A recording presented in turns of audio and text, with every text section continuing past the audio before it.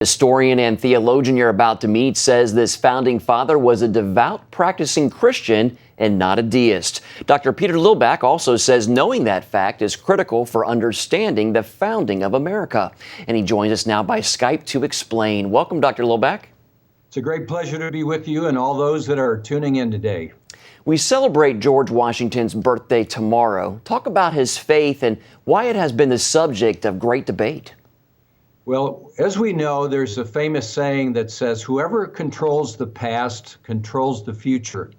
And so whatever we believe about the past gives us a ground to say, well, this is where we ought to go because this is where we began. And the debate over Washington comes right down to the heart of the question, is America a Judeo-Christian country or is it inherently a secular country? If you say America is a deistic beginning country, that means that God was basically irrelevant because a deist says God has nothing to do with the world that we're in. He is a first cause and nothing more than that. But if you say that you believe in a Judeo-Christian approach, you say that God is not just the creator, but in his providence, he is active in history. And that means that you pray to him, that you believe that he's revealed himself. In fact, if you're a Christian, you believe he's revealed himself not just in writing, but in the incarnation, in Jesus Christ as the God-man. And so these basic questions shape deeply how we look at the world and what we believe is right and wrong and what kind of government there ought to be and what government has a right to do and not to do. So these are very foundational questions. And so our founding father is very important because he gave us life as a nation. He's the one who gave us the United States. Well, you've written a book entitled George Washington's Sacred Fire, and you believe that it proves definitively that Washington was indeed a devout, practicing Christian. How so? Well, first of all, we can begin by the fact that everyone who's claimed that Washington was not a Christian cannot find one shred of written evidence where he ever says, I am not a Christian. On the other hand, if you go through his 30-plus volumes of writings, which I have done both painstakingly by computer and by reading, I've discovered that he claims to be a Christian on many occasions. Further, we find that he even criticizes those that do not believe in God's existence or that God had anything to do with the birth of America. Perhaps my favorite passage of all is what he says as he's now the victorious general at the end of the Revolutionary War. He begins at this last paragraph by creating a prayer. Can you imagine that? A deist doesn't pray. He says, I now make it my earnest prayer that you will do justice, that you'll love mercy. And if you know Micah 6:8, you expect him to say, and to walk humbly with your God. But what he does with that last phrase is he actually changes it. He says, I am praying that God will help you to do justice, love mercy, and to imitate the divine author of our blessed religion. And unless we imitate him, we'll never hope to be a happy nation. And then he identifies specific characteristics of Jesus Christ that ought to be true of America as a nation. That's not a deist that's writing. That's someone who identifies with the biblical message of the Messiah who came to America. He was a layman who was active in the church. He was a church warden and a church vestryman in his Anglican church. He carried with him a book of common prayer. He had prayers in his letters. I've counted over 100 letters that he wrote with his own hand from beginning to end. In fact, in his farewell address, which is something we might be thinking about now with the passing of one president and the coming of a new one in our last election, there are two prayers included in his last words to America. He begins with a prayer and he concludes with a prayer. And in the middle, twice he'll mention religion and morality are indispensable supports for our political prosperity. He believed that the worship of God and the values that come from worshiping God were essential if we were, as he said, to be a happy nation. Well, why is it important to know that Washington was not a deist in relation to understanding the founding of America? Well, if you say that Washington's faith was deistic, then that would mean that he thought that the Bible was basically irrelevant. If you define a deist, you could define a hard deist, and by the word hard, I mean one who's really committed to the view by 5 things that they held deeply. 1, God has nothing to do with providence.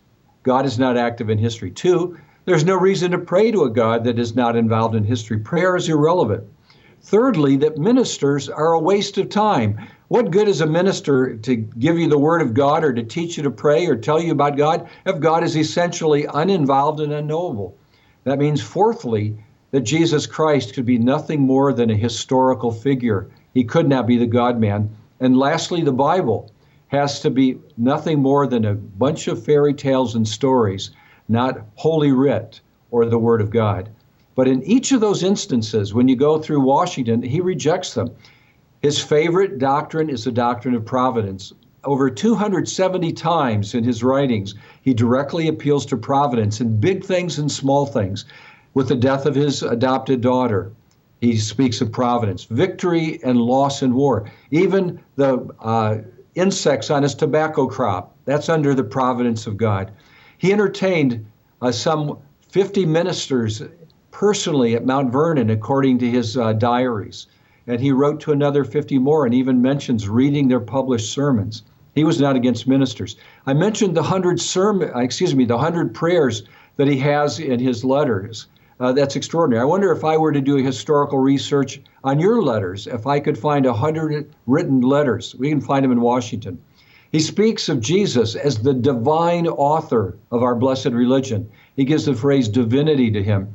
And then finally, he calls the Bible the Word of God. Jonathan Edwards, the great father of the First Great Awakening, in his writing says, no deist will ever call the Bible the Word of God because they believe that God doesn't have a written word.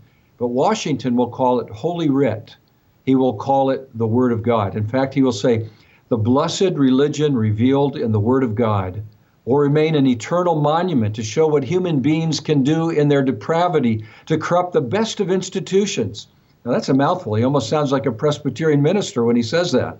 Those words are describing his fear of what Americans might do with the great Constitution that our framers and founders gave to us. Well, we talked about the past. Let's talk about the future now. You believe that understanding the faith of Washington is critical for ensuring the future strength of America as one nation under God. Explain why. Well, if we accept what Washington said, that religion and morality are indispensable supports for our political prosperity, then it would argue that we need to see what he believed to be that foundational religion, what that foundational nature was to create unity that would make the Constitution work. And one of the things that we have much to fear is the loss of that cohesiveness that was part of the founding era, where he says there were common customs, a common religious commitment, and common values that shaped America that would help them to stay together as there were stresses and strains in the constitutional life of America. Today, we can see the divisions that are beginning to form. At the core of that, if the divisions are based, as Washington will say in his farewell address, on partisanship that moves into obstruction and riots and even insurrection, the Constitution will fail. He says it is our union that will keep us together. And he says that there are indispensable supports or pillars that will keep this political experiment going. And he says it's religion and morality. And he actually says in his farewell address these remarkable words.